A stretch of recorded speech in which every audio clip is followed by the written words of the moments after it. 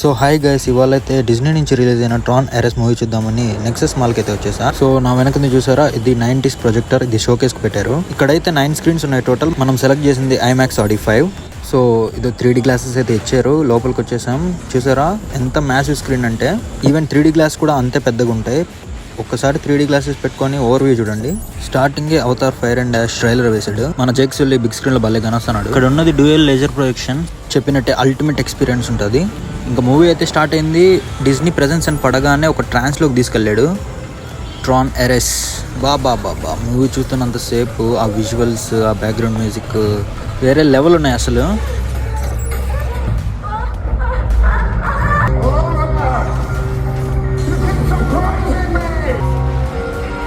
IMAX screen కాబట్టి visuals 3Dలో ఇంకా గ్రాండియర్గా కనొస్తాయి. Visual blending, action sequence అయితే నాకు చాలా బాగా నచ్చాయి, ఇంక్లూడింగ్ ఫైట్స్ ఆల్సో. మొత్తానికి మూవీ అయితే క్లైమాక్స్కి వచ్చేసింది.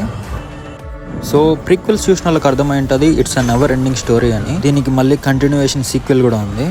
ఇంకా మూవీ ఎక్స్పీరియన్స్తో పాటు మూవీ రివ్యూ అంటే ఈ అవ్వ ఎంత ఎక్సైట్ అయిందో నేను అంతే. ఓకే, నా వరకు వస్తానే మన రజనీకాంత్ గారి రోబో సినిమా డిజ్నీ వర్షన్లో చూసినట్టుంది. ఎందుకంటే అక్కడ సనా, ఇక్కడ ఈవ్, అంతే, నో డిఫరెన్స్. కంప్యూటర్ ప్రోగ్రామ్కి కూడా ఫీలింగ్స్ తెప్పిస్తుంది. So thank you guys, visit you again.